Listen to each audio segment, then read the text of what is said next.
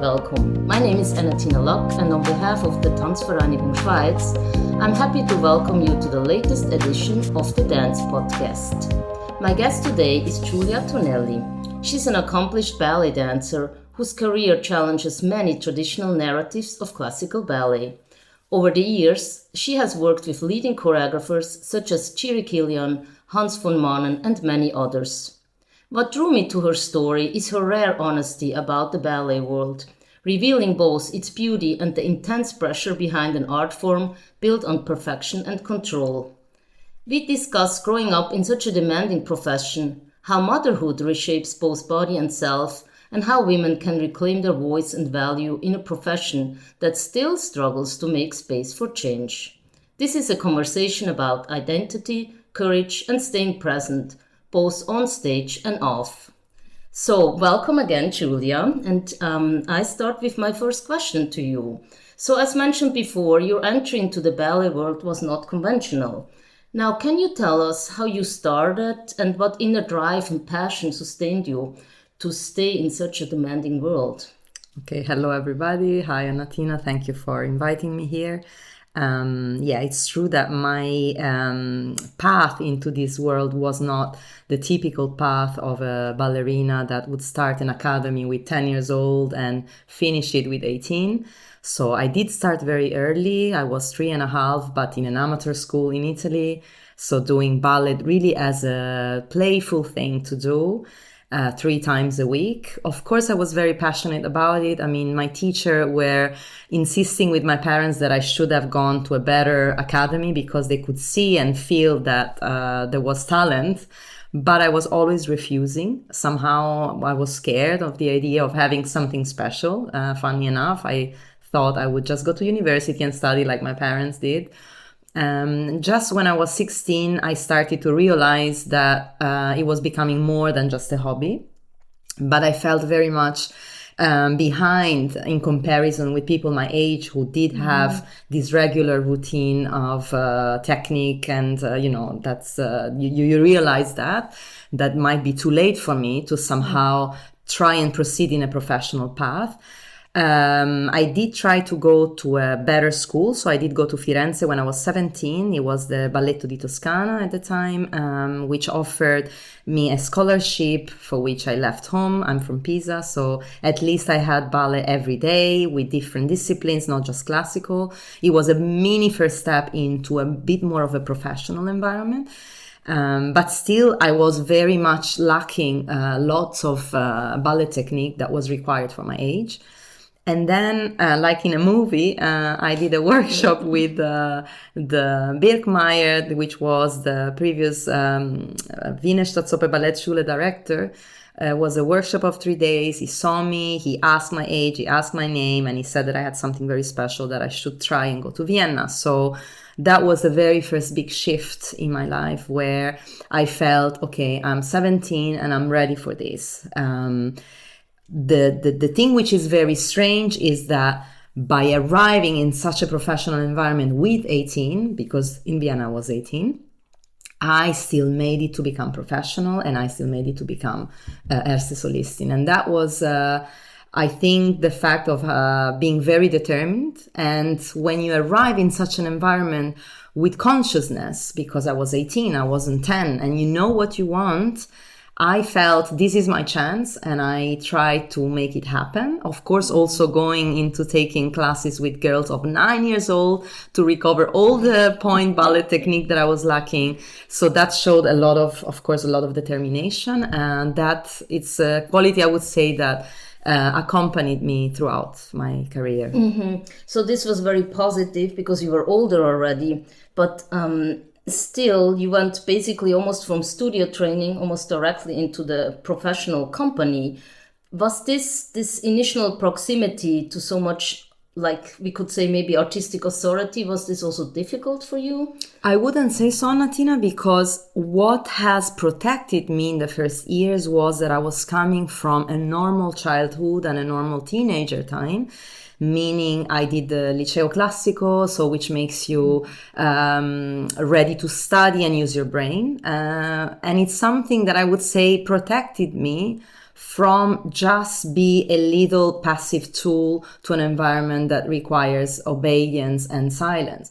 So I did not realize that at first. For me, it was just the realization of having a huge chance and a bit in a dreamy world, because it's true, in Vienna was an incredible experience being in a ballet school that is just beside an incredible ballet company. The Wiener Staatsoper Ballet was and is still an amazing company. So being in such a close contact to those amazing ballerinas was for me like a dream coming true. So I did not perceive at first this pressure or this sense of, oh my God, I'm not ready for that. I was somehow, I had, feet on the ground, yes, thanks to the fact that I was not just coming from, like I said, an academy where you just did ballet all your life. I had a normal life till then, if you know what I mean for normal. Yes, that's great. So your life experience up to then helped you absolutely to be prepared. But was there also a moment,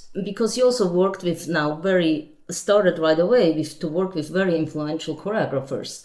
Now, was there also a time where moments where you thought, okay, I'm not ready for this? No, not at the beginning. I would say that this all consciousness of some flaws of this type of profession came much later. So at the beginning, it's like you are with a driven force of just wanted to learn more and have more possibilities, because I was very fresh and very, very motivated to make it happen. And what I realized was that friends of mine in Vienna who did the academy from a very early age arrived with 18, 19 already tired of it, whether for me was all very fresh, very new. And that was already a very first difference that I could remark. In my case, there was a lot of passion, because I realized this is my chance.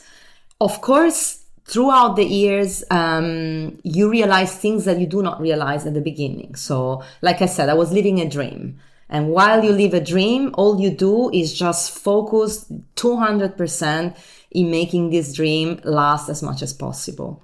Very, very nice how you describe it. And I can see that when you worked already for a long time, that it can come like not so much a passion anymore. And you entered in this world with this hunger to dance and to fulfill this need. And can you also tell me, it might sound strange, but why do you dance? I mean, what inner needs does dance fulfill for you? And what philosophy guides you on the stage? No, it's a very great question, actually, because I do believe that we are all driven by different motives and different reasons. I think for me, dance was a way to escape certain difficulties as well in life. Like, I think we all have certain shadow that we carry on. And in my case, for instance, there was a difficult moment in the family where my mom wasn't doing very well because my grandma just passed away very suddenly. So I did find in dance a cocoon and a protective environment where I could just express things that I wasn't unable to express otherwise. In dance, it's like I resettle emotion. I do not see dance as a way to, how we say, ballerina, so you just want to have the big ego and you just want everybody to look at you. For instance, I never, ever wanted to dance for the family, like, in a gathering occasion like Christmas or Easter. They would ask me, can you do something for us, little dance? I hated that. So for me, dance was really serious. It was a way to somehow control inner demons, I would say, and still is that. So it's a way to transcend things that in life can scare me big time. And in dance, I find tools that help me be more secure and more less scared about life, because life is an amazing journey, but also can be, there are big things that can be frightening. And me as a child, I was a very anxious child, so very realistic and not in dreamy land. So ballet was a way to be in the now, in the moment, which is something that I struggle with even nowadays, to simply be in the now. So I'm always somehow projecting myself in the future. So this increased my anxiety. And in the moment I dance, this goes away. I'm totally involved in the present moment, and it's a very liberatory feeling. Yes, of course. That's very nice how you describe it. And did ballet, now this is all very intense what you're describing, did it ever shape your identity so strong that you actually, it was hard for you to know who you were outside the professional world? Well, in a way, yes. I think I was lucky because, like I said, I didn't have the typical path that every other ballerina might have had. So that has protected me for a while. But it's true that what I realized was that my way of being, for instance, I'm quite self-confident, and I was raised in a family where they told me to always stand up for injustice or for things that you don't find correct, to speak out loud. Well, in ballet, that is not something that is well perceived. So it was difficult for me to somehow having to change my personality, to shape it differently in order to be accepted in an environment that, like I said, asks a lot of obedience and somehow does not promote the individual personality to really develop in a way that is free. So in that sense, I had difficulties because, like I said, I was raised up in this family where it was important to discuss, to say out problems, to tell your own opinion. And then suddenly you are in an environment where all of that is seen as something negative. And that has shaped me in a way where you somehow have to swallow certain traits of your personality, thinking those are not the ones that are going to be accepted. And so there has been a moment where the things are colliding because you cannot shape yourself forever and somehow suffocate your real self. Yeah, that's what was actually my next question. It's kind of a contradiction because ballet presents itself in a way as the highest form of creative expression. But at the same time, it asks and praises discipline, obedience, and silence. So it is something that could clash. And absolutely. I find that this is a big thing that I'm still trying to develop because I am also teaching at the moment. And so it's very important to understand also by being a mom, actually, this idea of you have an individual in front of you that you've got to let it flourish. And how do you do that in the scheme of what ballet requires? There is another big subject at the moment as well, which is the social media situation where everybody feels in charge to say what they think because it's like easy to do it via social media. And then I do believe that we should be educated in trying to really understand first who you really are and try to be able to live with the different personalities, even in a ballet environment, which does not mean creating chaos, because of course there has to be some form of authority, otherwise it's important. I mean, it's impossible to somehow guide a ballet company, but not in terms of we want little soldier, everybody the same. So I think the contradiction is you want to see an artist that speaks to you, that has something to say. And in order to do that, like if we think about the most charismatic figure of ballet, there were people that they would say like divas, like if you would think about Sylvie Guillem or Baryshnikov and stuff.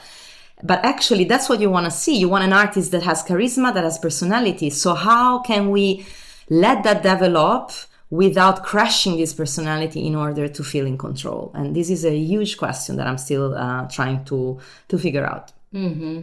Yes, very interesting and a very important question, I think.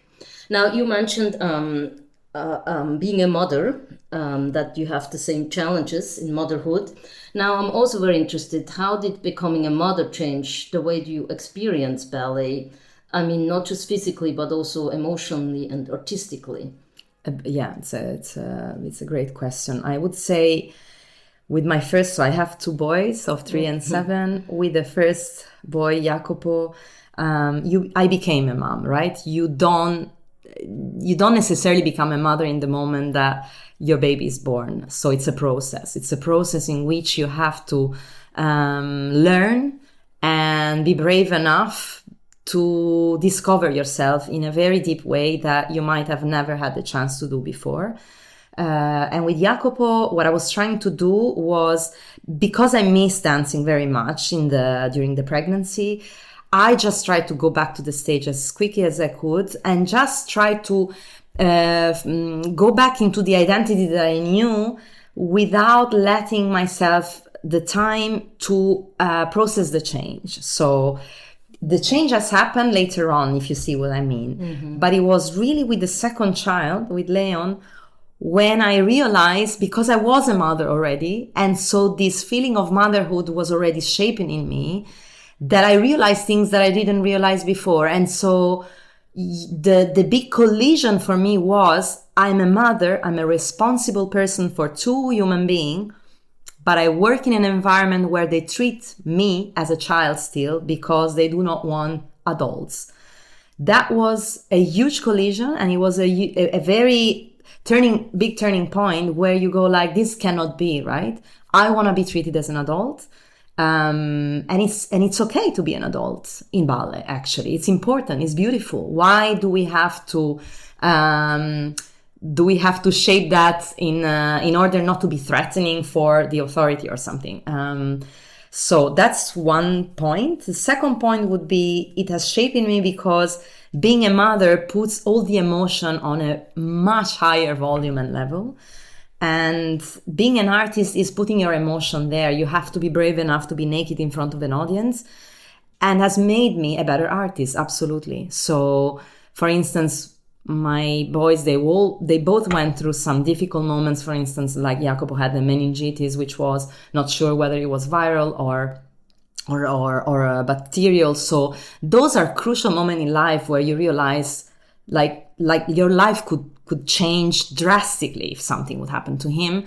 And again, ballet was my way to find myself throughout this horrible emotion I went through. And that made me a much better artist. If you have to dance a piece, and I don't want to just say a dramatic piece, but even a joyful one, with those beautiful, lively emotion just underneath my skin, I'm sure that the audience has felt that. And I'm sure that was much more powerful than before I was a mom, actually. Yes, I'm sure too that they could see and even feel that. This ballet profession is, we can say, obsessed with youth, being young, control, perfection. Now, what happens when women age and they become mothers? Yeah. What's going on there? What's going on? Good question. I think, Antina, that it really depends. And that is what is sad for me. Like, there should be some protective rules, I would say, especially in institution where you're not feeling like a weak part of the chain in the moment that you reach a certain age and you become mother. And unfortunately, in a lot of companies in Europe, with the fact of having yearly contract and not, fixed contract, what happens is in the moment that there is a change of artistic director, this person that is going to come to guide the company has complete power to do what they're pleased to do. And often the people that might pay the price are women over 35 and being a mom, because you're not going to want to have those. You're going to want to have young people that are just going to be little puppet that you can, form. That is something that I've seen over and over. Of course, having fixed contracts bring other typology of problems. So we have to be careful here that we are still talking about a profession that requires a lot of discipline and a lot of determination and passion. So in the moment that you sit and you think, okay, I've arrived, now I'm protected and nobody can do anything, this might create that you have unmotivated people that are not willing to, deliver, which is also not right. Still, I think if we talk about the way that mothers are seen, I think there is still a huge cliche on the perfect ballerina that is young and fresh and devoted to this art form. And I think that there is still a lot of room for improvement, because I also want to mention young fathers because it's the same. Like if you're a dancer and you're a young father, and I know a friend of mine is the moment in the opera and he has two little girls, and there is absolutely no flexibility towards young parents in a job that is very demanding, very physically demanding, very mentally demanding. And we all know that the first years when the kids are small are quite challenging and quite difficult. So what can we do to not lose artists that decided to have a life, and they shouldn't pay the price of living in order to keep their mental health? I think that we don't often talk about it, or at least we talk about it, but then substantially we do nothing about it. I say we, but I'm not a we. I think it's institutions that do nothing about it. And I believe that in 2026, there is room for more protection, because, like I said, if the result is losing artists that simply cannot, which was a bit my case, like you're a principal, you have two small children, you want to be used with respect and used where you're needed, and not used just to be used and to prove that you want to be staying there for 15 hours a day. Of course it's not 15, but 8 or 10 can be, and not because they want to make you dance, but just because they want to make you feel that you are exactly like the others. And that is not right. Like, I remember me being 18 and 20 wanting to stay 10 hours in the studio because that's what you want to do, but things might change, and the change does not necessarily mean unmotivation. On the contrary, you want to focus and be efficient in what you can make a difference. And that is where, not just regarding mothers or fathers, I would say having dancers that have experience and maturity is a huge plus for a company, because those dancers, they can learn faster, they are quicker, they know how to use their body better than when you're 20. And there is still the huge cliche of, oh God, you're reaching 35, 38, well, when are you going to leave, right? Yes. And whether it's outspoken or whether it's, with the passive-aggressive comments, that is still a huge issue. And I do not think that is fair. So what do you think actually that kind of pushes, we can say, mothers, or as you mentioned now, very interesting to hear that maybe also fathers. So it's not only the body change that changes one as a parent. Of course, it's the fact that you have a child, a new person to take care of. But what do you think it is that kind of pushes, we can say then, parents out of the ballet institution? Do you think there are kind of, also you mentioned unspoken rules, or is it the contracts or the leadership models? What is it actually? The power structure. I find that it's not right that as dancers we have absolutely no power over who is going to rule us. I think that if you think about it, what's going to make an institution go on are the dancers. Like, of course, not just the dancers. We are talking orchestra, choir, all that. But they all have much more better work condition than us. And I don't find that this is fair. And again, a director is a guidance, is a person of a passage. It's not about him or her. It's about the company. And I rarely have experienced directors that care about their company in a way. You've got to be generous. It's about guiding. What I see is a lot of narcissism. I see directors that are also choreographers, and what they want is that the world knows their name and not the name of their dancers.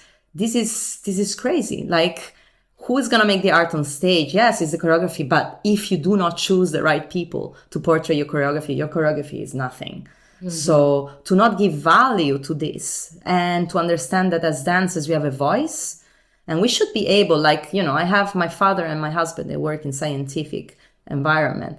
They can vote who they want to be guiding them. How about we do that? I would like to see how much they last, directors, in the moment that dancers could vote whether you're doing a good job or not. And they would be so scared not to be voted, and they would be so careful on how to treat the dancers, That's a very good point. And the director and the intendant. And it would be very interesting to see that actually they might be watching out much more. And a lot of this arrogance that I've seen and experienced throughout the years will be gone. And we are not just little numbers that you can play with, come and go. We would be like columns of the institution, treated with respect. So what I hear from you, if you could redesign the ballet world, it would be the thing that you would like to change would be the power structures. Absolutely. Okay, very interesting. Because unfortunately, there is no rule for which a director becomes a director. And it's a lot about connection, politics, friends of friends, and very little about competence. And that is a tragedy. It's a tragedy. Like imagine you have a hospital that is ruled by somebody who has not done the work, So why in dance, because it's artistic, you can have a director that has danced till they were 23 and then they did something else, but they might have had a successful choreography and they become directors. What makes them competent to guide a company? So I'm not saying that because you did the job and you dance throughout the career, you automatically are going to be a great director. But I would be interested in, first of all, seeing people that are competent, that they've done the job, that they know what it takes when you're 20, when you're 30, when you're 40. And if they're choreographers, they would have to have a co-director that takes care of the well-being of the company. Otherwise, what you have is a choreographer that is a director who's going to take care that their choreography is successful. They're going to just be inspired by 10 people, and the rest of the company is sitting, doing nothing and being unmotivated and losing interest and then going. Mm-hmm. Yes, and in other professions, as you mentioned, doctors, or it's not, it's unthinkable the way that it's structured. It would be structured like that. Like a surgeon that have never done surgery, right? Yes, good luck with that. Yes, but you have also told me a very positive project you're now part of, and it's called WinDance. You had mentioned to me shortly before we met. And as I remember, this is a senior company in Hamburg, which actually this was created for a ex-principal dancer from Stuttgart Ballet. Yes. And it hires dancers over 40. Now, could you tell me a bit, you told me also that John Neumeier, who is one of the most influential choreographers of this time, is part of this project.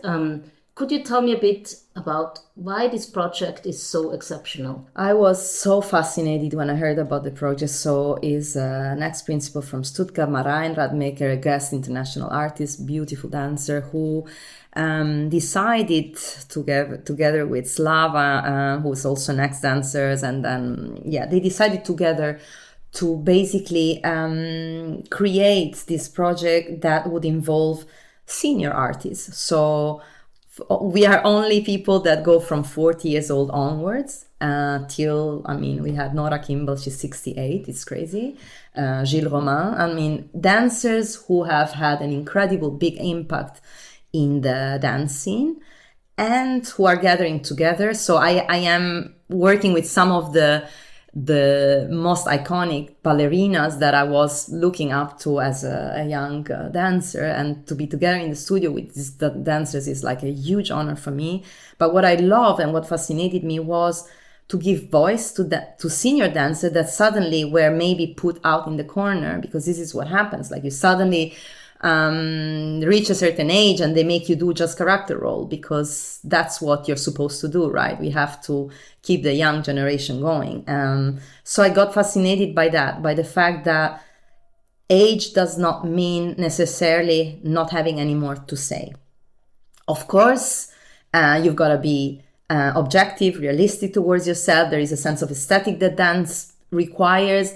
But again, it's surprising to see how many dancers that reach a certain age, they still have so much to say. And if only we would allow that to happen more in the institutional operas, it would be a great plus. So I really hope that this project somehow can send a beautiful and important message out there about the fact that as senior dancers, we still have a lot to give. So this project, this sounds very, very nice, and would be, of course, nice if we could see this more. I would also love to see this performance. Now, let's talk about when dancers reach the end of the careers. Yeah, they mostly or often they don't know who they are and what comes next because of the way this whole world is structured, what we talked before. Now, what do you think, what makes the transition from a professional company back to, we can say life, normal life, such a major challenge? Yeah, that's another topic that I think we don't discuss enough because, like I said, I was lucky. Now I can say lucky. I spent a career feeling this imposter syndrome where, you didn't have the typical path of a ballerina and you feel like you've reached the top. How did I do that, right? But now I feel lucky that my path was like that because I've experienced life just as normal life, having studied and having had roots that give me a ground to be now. So I would want dancers to have a voice, and in order to do that, I think it's important to, somehow put some, study workshop or whatever, especially throughout, the career. I'm not saying at the beginning when you're so passionate and you just want to give it all, but later on to organize the possibility for dancers that reach a certain age. I was thinking, for example, in Switzerland, there is the possibility to work on percentage. So why not apply that for dancers that realize they're reaching the transition moment so they could prepare their transition while they still dance, and not like working 100% and having to study in the night, but because the institution allowed that for them. Oh, interesting. So you mean they would work 60% in the company? Absolutely. Why not? And I do not want to believe a second people who say this cannot be, this is not possible, it's too complicated in a ballet company. It's just a matter of laziness. If you want things, the things can happen. And I'm sure that by organizing well enough, this production requires how many dances, you can organize a 60% or a 70% for certain dances. Like, I find that those are excuses of people who somebody told me once, the director that would say, I got you and you're all the same, is a lazy directorship, because what is difficult is to realize that you have different individuals in front of you and treat them, each of them, for their story and personal life. Of course, that does not mean that every day you come up with something else and I have to be always understanding. But the more there is a real understanding of who do you have in front of you, the more this allows the dancers to develop, allows you to be a great director, and allows, those transitions to be as smooth as possible. Because to pass from 100% job where your identity is defined with being a dancer, because it's for some dancers it's like that. I was also lucky that I've made my family. But if you have just that and you finish that and you arrive the next morning with nothing else and have no idea how to organize your day, it's a huge impact on your, psychological self. So it's our duty as well to understand how can we make that better. And I find in sports, there are much more means and there's much more volunteer to help the sport people, the athletes for that. And in dance, it's just, it's not a subject that we face. Yes, I agree. I think it's very important, this transition from such intense years that you were young and didn't think about anything else than dance. And then all of a sudden you're left with basically nothing. Absolutely. So as I understand you, there are no ways, there is only 100% you work in the ballet company. Yes, I know there is a German company, I think if I'm not wrong, in Chemnitz, where the director there, she allows a certain percentage, which is beautiful, but it shouldn't be the initiative of one person. It should be things that are discussed, in a public dance scene. Again, like here in Switzerland, for instance, we have yearly contract. We don't have a pension, but like I in this wind dance company met with the principal dancer from Norwegian National Ballet. With 41, they stop, but they have 80% of their salary till they're dead. They have the pension. Like, it's crazy. I was like, what? So there are better solutions than what I have seen in here. And I do think that 2026 is time for improvements. I think, Giulia, there is time for a revolution in ballet. Absolutely. Maybe you will start it. I would love that. So my last question to you, connected to these changes that are due in ballet. Now, what are your future plans? Yeah, good question. I am still in a transition, definitely.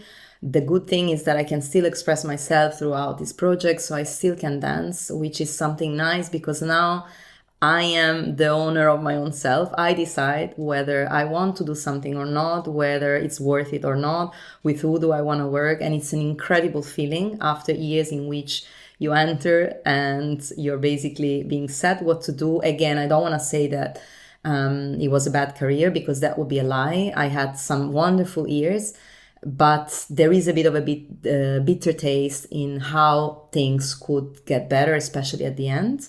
So my dream, but let's see if ever that comes true, would be to be able to be a figure of a change. So of course, leading my own company would be something that I think I could do very well because I'm not a frustrated person and I'm not, how can I say, somebody so eager of ambition like I've seen with some directors. Like they just want more and more and more, and there is some disease into that. Like I said, you've got to be generous. This is so important. It's about the next generation, how to shape them in a way that is respectful, how to teach them a discipline, not with bad manners, but again, being an authority. And of course, that means caring and sometimes guiding and also being strong in guiding. I don't say that, authoritarian methods are just wrong, but if you do things with care, it's a complete different story. So I would love to be given the chance to be that person one day.